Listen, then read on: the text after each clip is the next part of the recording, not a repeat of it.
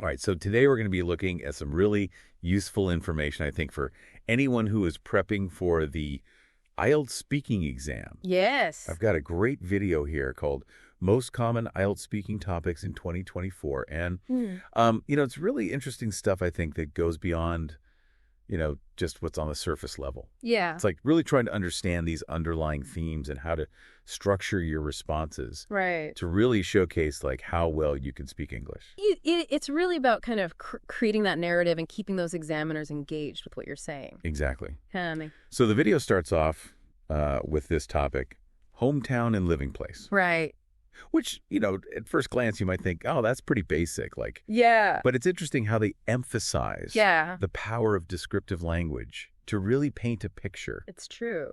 In the examiner's mind. I mean, think about it. You could just say, oh, I'm from, a small town or, right. a big city. But how much more interesting is it to really kind of paint that picture using all those descriptive words? Oh, absolutely. It's like the difference between saying my hometown is small versus saying my hometown is a quiet seaside village where the air smells of salt and the sound of seagulls fills the streets. Exactly. You're transporting them there. Yeah, and suddenly you're not just giving information, you're creating an experience for the listener. And the example that they give in the video is, my hometown is vibrant and bustling with markets and parks that attract people of all ages. Yeah. So, even in that one sentence, you're getting a sense of, energy, community life, all of those things. And that's where I think, the personal touch comes in, because they talk about how you can connect those descriptions to your own experiences. Yeah. So it's not just about listing features. It's about it's about sharing how those features make you feel or what they remind you of. Like, for example, I love strolling through the weekend market because the sights and smells remind me of my childhood. Right. So again, you're adding that depth, you're adding that kind of personal, authentic piece. Yeah, and it becomes much more engaging, I think, for the listener. Right. I was thinking about my own hometown and all these little details that make it unique that you wouldn't necessarily just come up with if you were just trying to describe it in a very generic way. Yeah. I wonder if it's the same for you. What specific sights, sounds, or even smells come to mind when you think about your hometown? Yeah. And what stories could you tell that would really capture its essence? And I think that's a great question for the listener, too, because ultimately, those examiners, they're not just looking for a list of facts. Right. They want to see you, and they want to see glimpses of your personality and how you connect with someone. And actually, that leads perfectly into the next section of the video, which is about education and learning. And again, at first glance, you might think, oh, this is pretty straightforward, but they dig a little bit deeper into how to, effectively convey your passion for learning. Mm-hmm. And honestly, when I think about it, wouldn't you rather hear someone talk about a subject that they're genuinely excited about? Of course. Than just enthusiasm is contagious, right? Yeah. And so they give an example in the video. They say, I've always enjoyed history because it gives me a deeper understanding of our world. And, it's such a simple statement, but it really does convey both a passion and a curiosity about the subject. It's not just about saying, I like this subject. It's about explaining why. Right. Why does this resonate with you? Yeah. I remember feeling kind of intimidated by science in school until I had this one biology teacher who was just amazing and showed us how everything is connected. Yeah. From the tiniest cells to entire ecosystems, and it totally changed my perspective. It's amazing how a teacher or an experience can do that for you. I wonder if our listener has had a similar experience. What subject truly sparks your passion? Yeah. And why? And why. It really is. Yeah. And speaking of showcasing your skills, I like how the video talks about using different tenses when you're describing your education. Oh, yeah. It's kind of a subtle way to show that you've got a good grasp of grammar. Oh, that's clever. Yeah. So instead of just saying oh, I love learning languages, you could say, right. I've always been fascinated by languages, and now I'm really trying to master Spanish. Yeah, and it shows that progression. You're right. That, it's something that's ongoing. Yeah, and a commitment to lifelong learning. Exactly. It's a more dynamic story about your journey. And the example they give is when I was in school, I loved literature, but now I focus more on practical skills like coding. Yeah. So you can see that kind of shift in interest, which makes it even more interesting and relatable. It makes you wonder what kinds of shifts or turning points have happened in our listeners' educational journey. Like, what did you love learning in the past?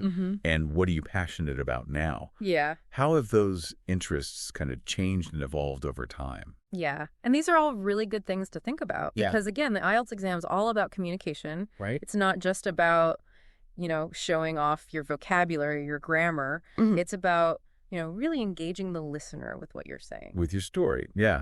And speaking of stories, Right. the video goes on to talk about a bunch of other common topics. It does. Like work and career, technology and gadgets, travel and holidays. Like it's just... Yeah, it's really quite comprehensive. Yeah, a treasure trove of potential conversation starters. Yeah, and I think it's good while each topic has its own, little ins and outs. Right. To think about what are those examiners really looking for across the board. Yeah, that's a good question. Like, what are some of the universal strategies Right. that can really help you ace any speaking exam? Exactly. And they highlight a few key things in the video.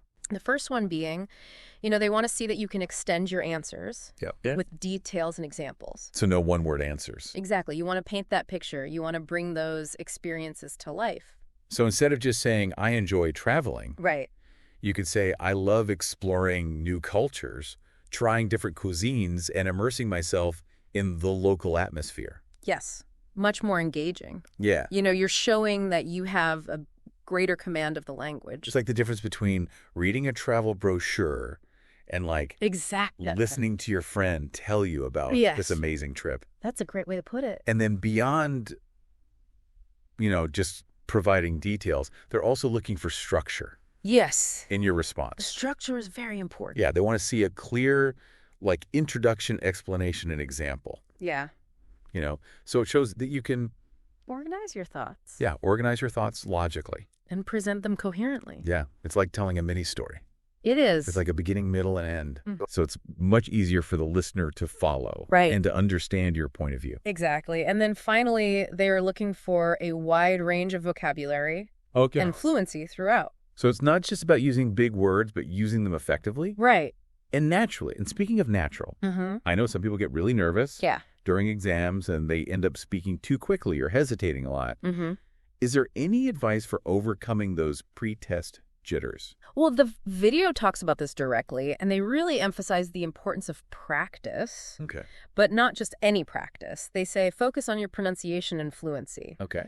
And they recommend recording yourself, answering those practice questions, and listening back. I love that idea. To see where you can improve. Yeah. It's like having a speech coach in your pocket. Exactly. And then you can become aware of any pronunciation patterns that you might have. Like maybe you tend to rush through certain phrases or words. Exactly. And then by being aware of it, you can, consciously work on it. Yeah. It's all about turning those weaknesses into strengths. Yes. And, practice doesn't have to be a solitary endeavor either. Right.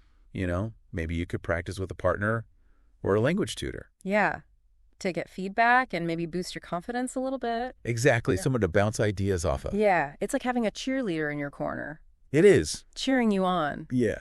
Yeah. It really does help to have that, that support. It does. It's amazing, when I think about it, like all these little tips Yeah. From using, descriptive language to practicing your pronunciation. Mm-hmm. They really do come together to create like a powerful impression on the examiner. It is like putting a puzzle together, isn't it? Yeah. All these little pieces. Each piece adds to the... Contributing to that bigger picture. Yeah, to the overall image, and when they fit together just right. And when they all come together, it's just, Yeah, it's really something special. It's impressive. And speaking of special, I think it's good to remind our listener that, the IELTS speaking exam is just one part. It is. Of, the whole journey of learning a language. Of achieving your goals, right? Yeah. And so while it's a significant milestone, it's important to see it as like a stepping stone, not the final destination. A stepping stone, yeah. Because all the skills you develop while you're prepping for this exam, like fluency, clarity, and confidence, those are going to help you. Absolutely. In so many other areas of life. In countless other areas. Yeah. It's like opening a door to a whole new world of possibilities. It is.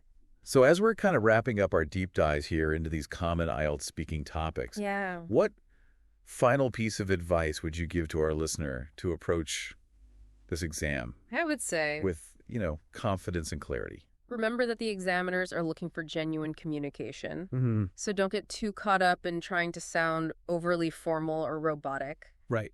Just be yourself. Yeah, be authentic. Connect with that examiner on a human level. That's such a great reminder. It's not about putting on a show. No? It's about sharing your thoughts and your experiences Exactly. in a way that's clear and engaging and, true to yourself. Yes, and one final thought. Yeah. Understanding those common topics is a great starting point. Okay. But what's really going to make you stand out is when you tailor those themes to reflect your own experiences and perspectives. That's a great point. It's about finding those personal connections Exactly. that really make your answers memorable and make you stand out. Yes. So, to our listener, as you embark on this IELTS journey, Yes. remember to bring your passion practice with purpose and let your unique voice shine through. Happy practicing.